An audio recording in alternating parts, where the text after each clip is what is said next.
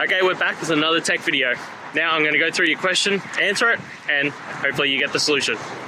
Now remember to stay just a little bit crazy like me, and you'll get there to that resolution.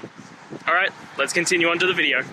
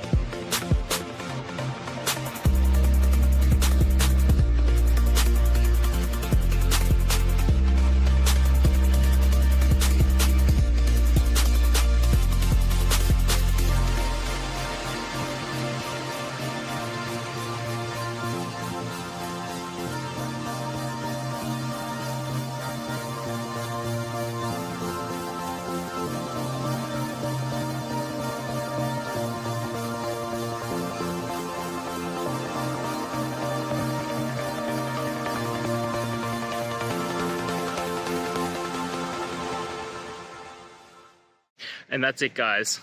We've gone through. I hope you found your resolution and found the answer you were looking for. If it helped, please hit subscribe. I really appreciate it. And be on the lookout for more technical help videos. Have a good one.